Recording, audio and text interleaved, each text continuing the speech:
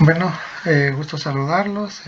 Vamos a continuar con los temas que nos competen en cuanto a lo que corresponde a la medicina romana, porque habíamos empezado a hablar de esto, de la medicina romana, y estamos hablando sobre Galeno, ¿se acuerdan? Y sobre Celso, y sobre Herófilo, el primer anatomista. Entonces vamos a continuar porque nos hicieron falta algunos personajes que ya no pudimos abarcar en ese entonces, en esa primera clase que vimos, o la clase pasada. Bien,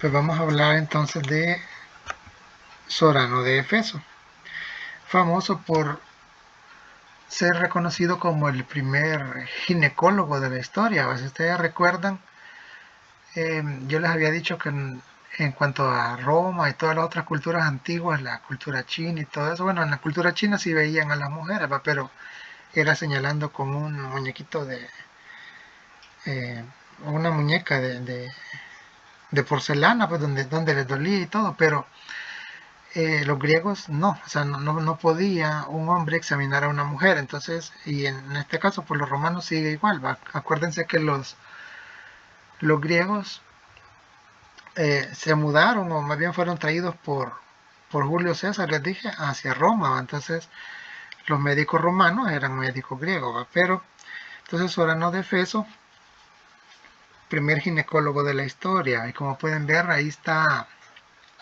solo señalando, bueno, tocando sin verba.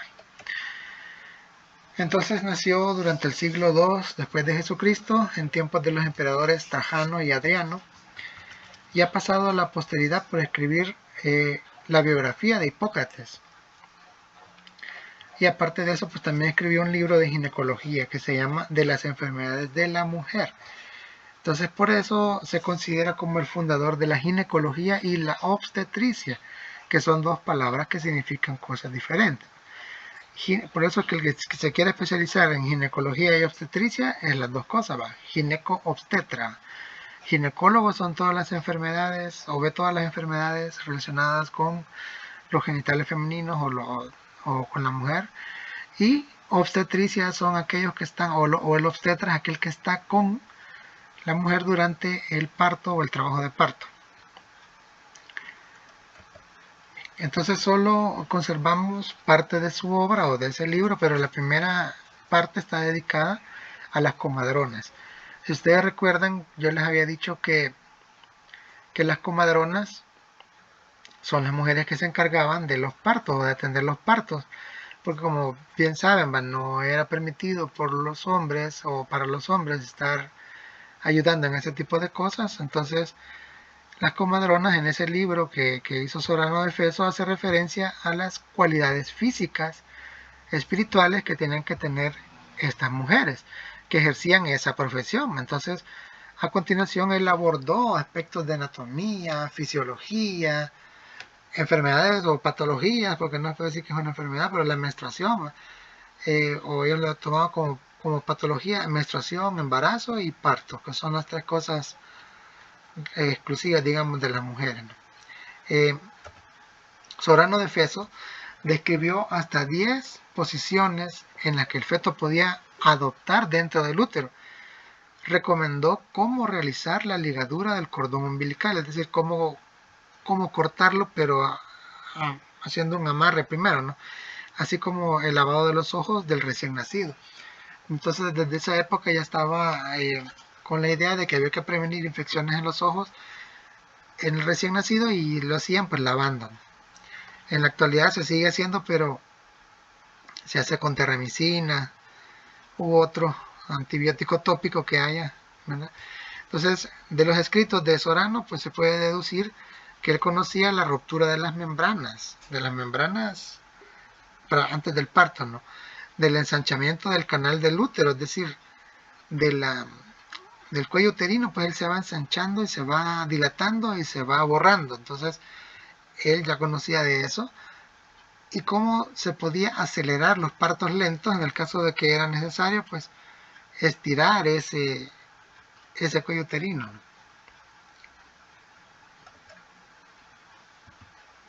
Bien, entonces aquí pueden ver que están por pinchar. Esa es una imagen, digamos, que representa lo que actualmente se hace cuando se va a atender un parto, cuando no ha roto fuente, por decirlo así, o no ha roto las membranas coriónicas. Entonces se suele hacer eso, pues se puede pinchar para que salga el líquido amniótico, y eso que apenas ven ustedes arriba, lo voy a señalar con el mouse, eso que ven aquí arriba, esto y esto que ven aquí abajo, es lo que va quedando del cuello uterino, porque se va separando y se va abriendo. Bien. Entonces, por eso que de hecho Sorano de Feso, en las descripciones que hace en su libro, describe ese borramiento del canal del cuello uterino, porque ahí va, como pueden ver aquí por pasos de izquierda a derecha, cómo se va borrando o cómo se va haciendo. Este es el canal del cuello uterino. Aquí se va borrando más, aquí se va abriendo más y hasta que ya está más separado, para que vaya y va saliendo el niño. Eso va paso a paso y son cosas que van a ver después en el futuro ustedes, ¿no? Pero solo para que tengan la idea de que él ya sentó las bases de eso, ¿no? Asimismo, también pues él sugería que las matronas apoyaran la mano sobre el periné con una compresa de lino para evitar el desgarro durante el periodo de expulsión. Por eso que ustedes quizás han visto en películas, no sé, películas viejas de la época del siglo XIX, que se ve que dicen que va a tener un parto, que le preparen agua caliente y mantas o toallas. Era por eso, porque esas las humedecían con agua tibia, no hirviendo, y esas toallas le colocaban en el periné, hacia el espacio que hay entre la vagina, la entrada de la vagina y la entrada del ano. Entonces colocaban esas toallas calientes ahí como para relajar el músculo y evitar que se fuera a dar una ruptura. Bien, entonces aquí se representa que están haciendo la episiotomía, la famosa episiotomía, que hay diferentes maneras de hacerla, pero es para evitar que se fuera o que se dé un desgarro desde, les voy a poner acá con el puntero, no sé si se alcanzará a ver, pero donde ven la sangre que empieza aquí, para que no se vaya a ir hacia abajo una lesión o se rompa, pues, y llegue a unirse con el recto. Entonces eso se puede dar. Para evitar esas cosas es que se hace la episiotomía. Entonces miren, los desgarros, para repararlos es un poco complicado, pero lo ideal es evitarlo, evitar a toda costa que eso se vaya a dar. Más que todo es con las mujeres que son en su primer parto o primerizas, que se pueden dar estas cosas. Y no solamente aquí donde ustedes están viendo que la línea aquí a la derecha, en la esquina superior derecha de su pantalla, que puedan ver la línea que se va abriendo hacia abajo, hacia la dirección hacia el ano, sino que también se puede irradiar hacia arriba, se pueden romper los labios menores, se pueden romper incluso los labios mayores, más que todos los labios menores, cuando se da un parto, ¿verdad? Cuando la mujer es muy delgadita, puede pasar, ¿no? Bien, entonces, ¿cuáles eran o quiénes eran las primeras matronas? Como dijimos, hizo su propio libro donde describe cómo tienen que ser estas señoras dedicadas a esto, ¿no? Entonces las matronas tomaron su nombre de obstetrix, que era el vocablo que utilizaban para designar a las parteras romanas. O sea que decían, llamen a la obstetrix o a la obstetra. Entonces, etimológicamente es una palabra latina que deriva del verbo obstrae, obstare o extraer, o estare, o la que está, pues entonces, ¿qué significa? Que está al lado o delante de o con. Entonces, en este sentido, la partera sería la mujer que acompañaría a la parturienta, es decir, a la mujer que está teniendo el parto. Bien, entonces estas matronas ejercían su arte siguiendo las normas empíricas que habían recibido por tradición oral a través de otras parteras más antiguas, a lo cual añadía su propia experiencia que iban teniendo con cada mujer que ayudaban con esto. Bien, entonces De modo que no había nada escrito, pero solo se pasaban de una a otra por tradición verbal. Pero eso hasta que fue Sorano el que describió esas cosas en su libro, ¿no? Entonces, para Hipócrates, regresemos a Grecia y acordémonos de Hipócrates, el feto tendría que abandonar el útero, dice, materno, obligado por el hambre. Según él, pasaba los 9 meses ahí sin comer. O sea, todavía no tenían la idea de que por el cordón umbilical se está alimentando el niño, obligado por el hambre, y nacía en virtud de sus propias fuerzas. Según él, el mismo feto, el mismo niño, es el que se empujaba con los pies para salir. Y no es tanto así, ¿va? Entonces es el útero el que se comprime también. Es cierto, puede ayudar un poco porque el niño puede un poco empujar, pero no es solo por eso, ¿va? Entonces hay contracciones del útero que es las que duelen y es la que les duele, ¿va? Entonces pensaba que el parto natural era imposible en presentación podálica, o sea, no podían venir sentados los niños porque no podían nacer. Y que había que intentar convertirlo encefálico, es decir, obligarlo a que se pusiera con la cabeza, ya para salir, primero la cabeza, ¿no? En caso contrario, ¿qué es lo que aconsejaban? La embriotomía, o sea, si venía sentado, tenían que hacer la embriotomía, así como ustedes oyen una apendicectomía, es decir, quitar el apéndice. Entonces aquí quitar el embrión.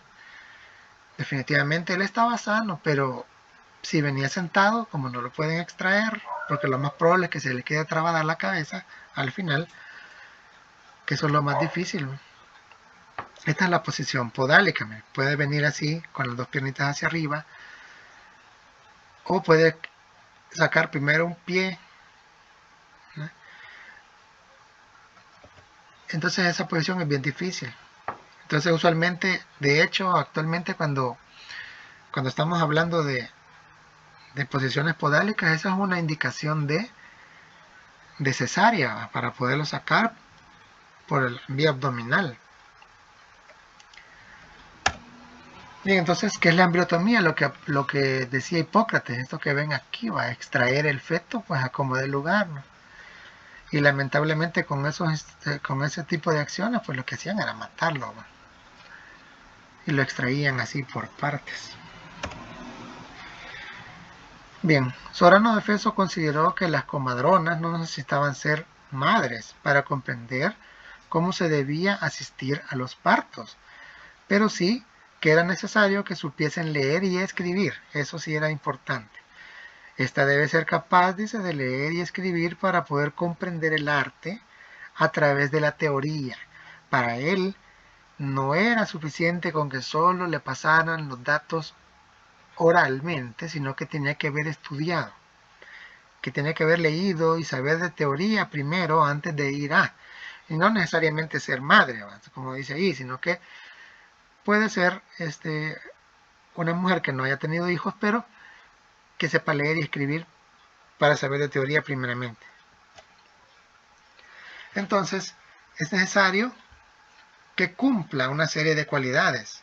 Dice, buena memoria, ser industriosa, o sea, que le guste trabajar, que sea paciente, moral, que inspire confianza, estar dotada de una mente sana y tener una constitución fuerte.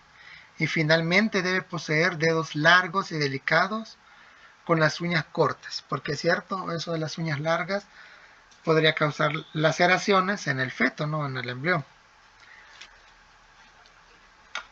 Bien. Y los dedos largos porque como para poder palpar cómo va el útero es bien útil eso, pues para poder palpar cómo está la dilatación del cuello uterino.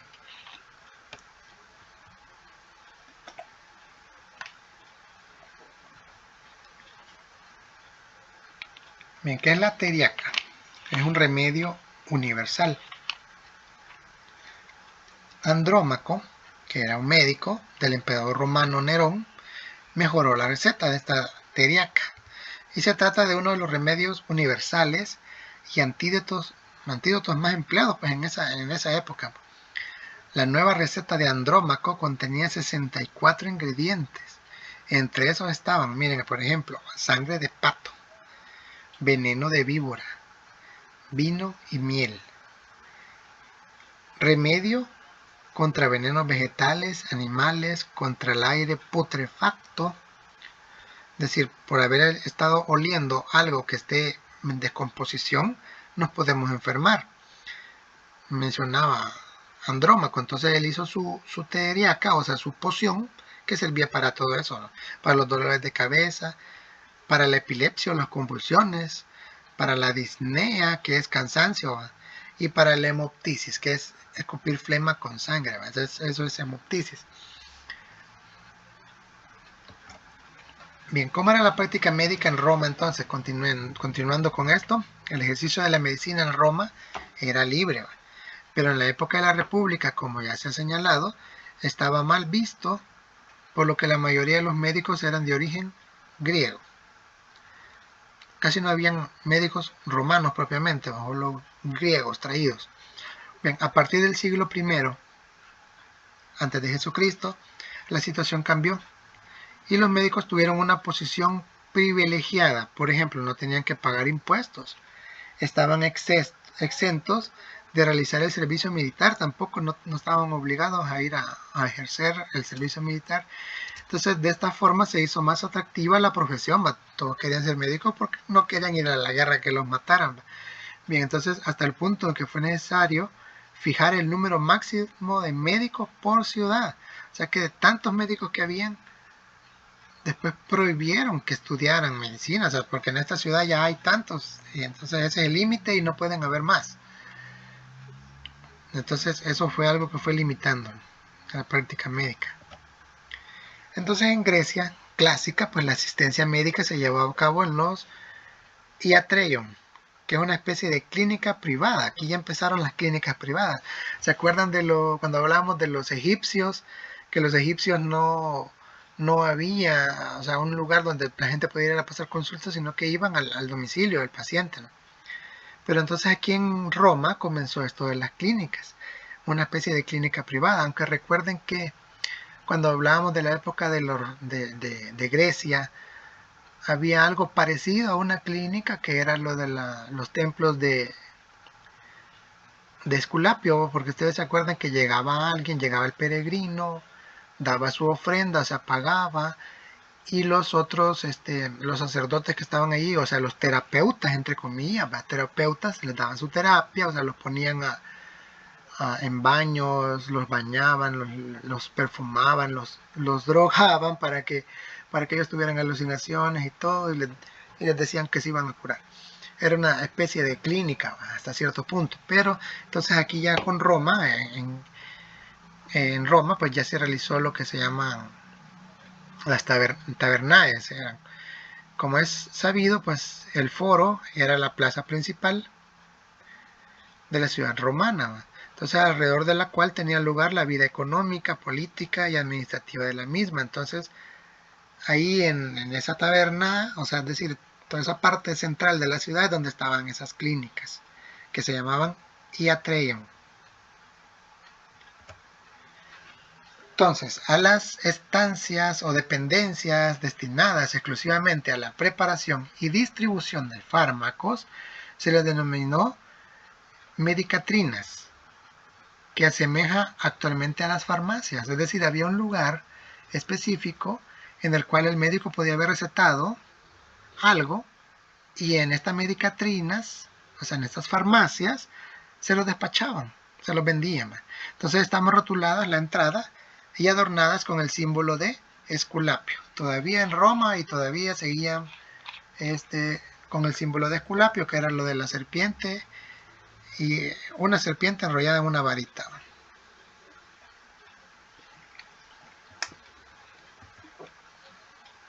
Bien, vamos a hablar entonces de lo que eran las primeras enfermeras.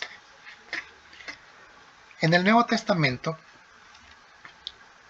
el servicio a los demás, incluido el físico, es expresado por el vocabulario griego diaconia, del que deriva diaconisas. Entonces las primeras diaconisas fueron Febe, que aparece mencionada en San Pablo en la carta a los romanos. Entonces, ellas, no es que les dijeran, bueno, ustedes son enfermeras, pero prácticamente hacían la función que hacen las enfermeras actualmente. Sí, en esa época pues se le llamaban diaconisas. Entonces aquellas diaconisas se encargaban de los enfermos y, en palabras de Lain Entralgo, fueron las primeras enfermeras de la historia, prácticamente. Tenían esa función. Entonces, no vamos a abundar mucho en ellas, pero en la historia de ellas, pero estas son de las más conocidas y que se mencionan: Diaconisa Febe, Diaconisa Tatiana y Diaconisa Olimpia, que pues sí eran monjas, pero se dedicaban al cuidado de los enfermos. Entonces, el primer documento escrito del trabajo de las enfermeras es una descripción en piedra caliza procedente del reinado de Ramsés II, que es allá por año 1250 a.C., en el cual se puede leer que determinadas mujeres fueron dispensadas de la obligación de trabajar en la construcción de los templos del Valle de los Reyes, para pertenecer o permanecer en sus casas atendiendo a los familiares enfermos. Es decir, que desde esa época de Ramsés II ya determinó el trabajo de cuidar enfermos a ciertas mujeres, que es cierto, todavía no se les llamaba enfermeras ni tampoco se les llamaba diaconisas, pero eran, quizás estas fueron las primeras que tuvieron ese trabajo de cuidado de enfermos.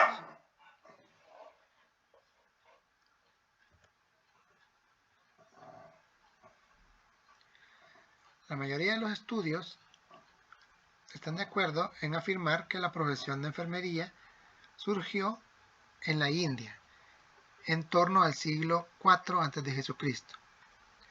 En el Sushruta Samhita se describen cuáles deberían ser las cualidades de las enfermeras. Tenían que ser limpias, o sea, limpieza, tenían que ser inteligentes, tenían que ser simpáticas, debían inspirar confianza, no deberían ser propensas al enfado, pues no molestarse, deberían saber controlar su genio y tener una absoluta fidelidad hacia el médico. O sea, cuidaban al paciente, pues tenían que aguantar que las maltrataran, por decirlo así, pero eso está descrito en ese libro hindú llamado Sushruta Samhita. Bien, entonces los griegos no reconocieron la figura femenina en el contexto sociosanitario, ¿se acuerdan? Porque estaba prohibido que una mujer pudiera ejercer la medicina o dar o que la examinaran, pues, porque la podría examinar una matrona, pero no un médico. Hasta que ya Sorano de Feso fue el que hizo esos otros libros y todo, y creo que ya le empezaron a dar permiso de hacerlo, ¿no? Por lo que no hubo enfermeras en la antigua Grecia. De hecho, en el Corpus Hippocraticum no se menciona en ningún momento que las mujeres prestasen algún tipo de ayuda en los iatros. Es decir, aquí si no, los griegos no ponían a las mujeres a cuidar a los enfermos. Entonces, deja el cuidado del enfermo, dice, a uno de tus ayudantes, o sea, a un estudiante de medicina, a quienes darán todas las instrucciones pertinentes sobre la administración del tratamiento y la vigilancia de la enfermedad. Los griegos, a los estudiantes de medicina griegos, son a los que ponían a cuidar al paciente, cosa que después se le ha otorgado a las enfermeras. Las únicas acciones en las que participaron las mujeres fue en el acto de cortar el cordón umbilical. Por este motivo, a las comadronas griegas se las denominaba onfalotomía o ónfalo, que significa ombligo. Entonces, en Grecia, pues prácticamente era lo único que les permitía, parecido a la cirugía, a las comadronas, era cortar el ombligo, el cordón umbilical.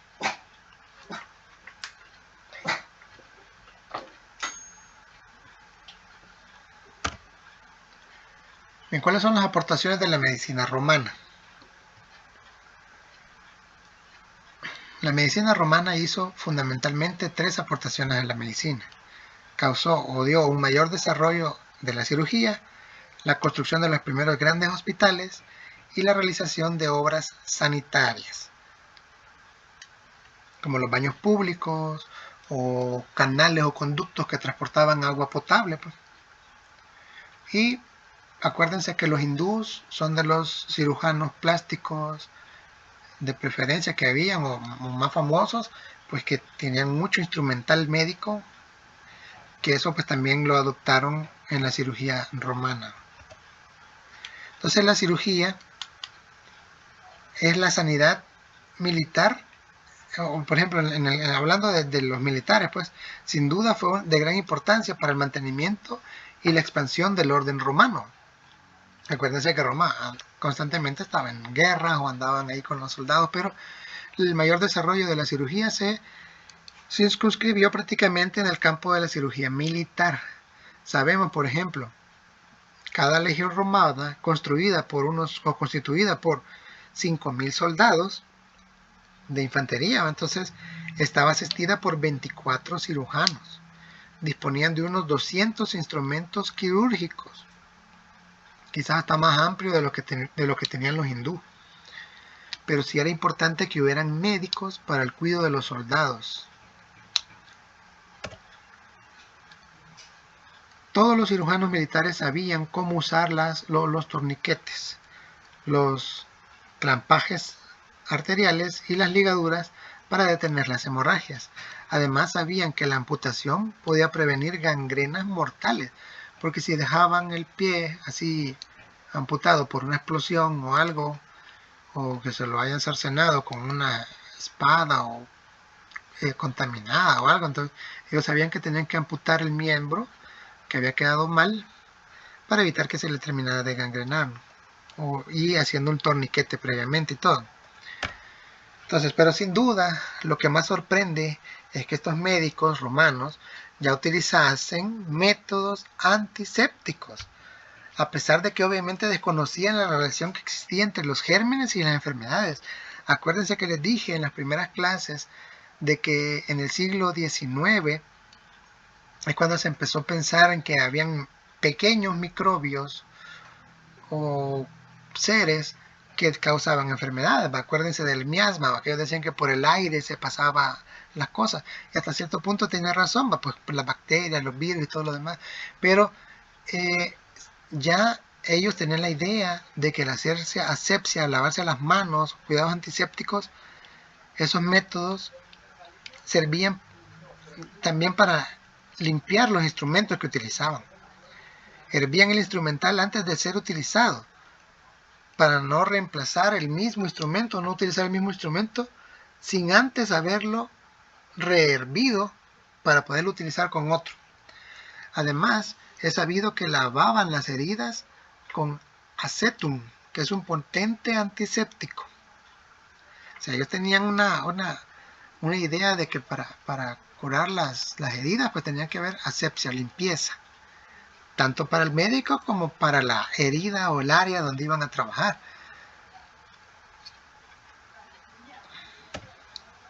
Con el paso del tiempo, la enseñanza médica militar se reglamentó, y ya a principios del siglo I a.C., a todos los médicos del ejército se les exigía asistir a la nueva escuela de medicina militar. Así que prácticamente estaban como militarizados los médicos. Que de hecho eso, fíjense que todavía sigue un poco, porque cuando ustedes estén en el hospital se van a dar cuenta de que ya es bien militarizada las cosas, o sea, ahí va por jerarquía, va, que el staff, que los residentes, que los internos, que los externos, entonces va jerarquizado, y ahí siempre hay un orden y se le está llamando por su apellido, va. No sé, no le dicen el nombre, le dicen el apellido, va, bien militar, va, bien. Entonces, ¿cómo o cuándo comenzó la construcción de los hospitales? En Roma, ¿va? Los hospitales romanos, que también se les llamaba valetudinaria, pues no tuvieron mucho auge en la antigüedad, y se construyeron principalmente para atender a los soldados. No era para atender al público en general, era para atender a los soldados. Inicialmente los soldados heridos se alojaban en esas casas de los ricos, que más tarde se erigieron tiendas de campaña separadas de los barracones, y finalmente se construyeron estos hospitales, pues, llamados valetudinarias, en todas esas guarniciones situadas cerca del lago de las fronteras del Imperio Romano. Así que era como que había lugares para que los soldados llegaran a tener cuidados médicos en el caso que lo necesitaran. ¿Cuáles eran las obras sanitarias que hicieron los romanos? Los grandes acueductos. Fue una de las señas de identidad del Imperio Romano. Pues hubo cerca de 14 acueductos que sumaban una longitud de 2000 kilómetros y que proporcionaban teóricamente a cada persona el consumo de 500 litros diarios de agua. O sea, es bastante agua, ¿no? Yo creo que en ninguno de nuestras casas gastamos 500 litros por persona en un día, ¿va? Pero entonces, o sea, no es que lo estén guardando en la casa, sino que, o sea, como iba caminando, en teoría podrían haber recibido esa cantidad, de tan fuerte que era el caudal del agua, ¿no? Entonces, la purificación se conseguía pues colocando depósitos y albercas a lo largo del trayecto de esa tubería que recorría el agua, y quedando entonces destinados a la bebida separadas del resto. Entonces las aguas que eran para beber o para tomar estaban separadas de las otras aguas que eran para lavar. Junto a ese abastecimiento de agua, muchas de las ciudades disponían de un sistema de eliminación de las aguas residuales, ya para la excreta, ¿no? Entonces había también en algunas ciudades romanas grandes complejos de alcantarillas y tuberías colocadas bajo los edificios y las calles. Las galerías subterráneas fueron denominadas cuniculi. Eso, o sea, esa era como la tubería de desecho, ¿no? Entonces en Roma se construyó la cloaca máxima, que creo que ya les había mencionado en de las primeras clases que les di, de la cloaca máxima, que era una espectacular obra de alcantarillado por la que podía circular carros y hombres a caballo arriba, ¿no? Pero, ¿qué era esto? Abajo es por donde está la cloaca máxima, y ahí estaban los puentes y todo, pero ya se imaginarán qué olor tenía eso. Si ahí llegaba la de toda la ciudad, llegaban las heces y la orina. Restos de la cloaca máxima, que también ya les había mostrado esta imagen. Entonces, las casas romanas, o llamadas domus, disponían de letrinas. Asimismo, los romanos podían acudir a las letrinas públicas si querían, ¿no? Pues que a pesar de que eran de uso colectivo, pues eran más lujosas. Se trataba de un espacio comunitario en donde se podía conversar mientras se satisfacían las necesidades corporales, ¿verdad? Algo gracioso, pero estaban ahí dos a la par ahí defecando y platicando, como que estuvieran en una cafetería, ¿verdad? Bien, entonces los romanos conocieron la relación que existía entre las tierras pantanosas y las enfermedades. Ya en el siglo I antes de Jesucristo, pues Marco Barrón advirtió en contra de la edificación en las proximidades de los pantanos.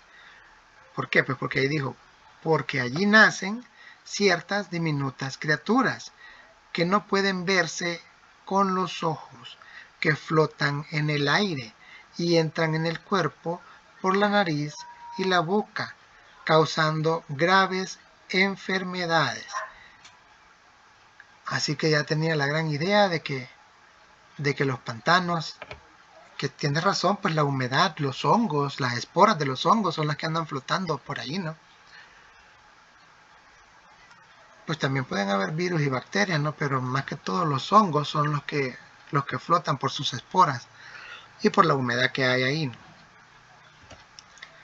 Los baños públicos se convirtieron en lugar de encuentro para los ciudadanos romanos, como ya habíamos dicho. Entonces se los denominaba balnea o balneum, de donde proviene el término balneario, porque prácticamente es como un lugar público donde se va a ir a bañar, o terma. De hecho, ahí ustedes ven, va, termos de, por no hacer propaganda, pero, y balneario, usted sabe que son piscinas para que se vayan a bañar, porque ellos no era, es cierto que tenían tuberías, pero no tenían duchas, así que le cayera el agua, sino que era como una piscina o como una tina pequeña en las casas, incluso los de los que tenían más dinero, o si no, pues piscinas públicas. Vitruvio, que era un destacado arquitecto de la época de Julio César y de Augusto, en el emperador Augusto también, pues describió los efectos beneficiosos de las fuentes de agua caliente. Entonces las fuentes que contienen azufre, dice, reconstituyen la función de los nervios, calentando la humedad que daña la salud y secándola del organismo con ayuda del calor.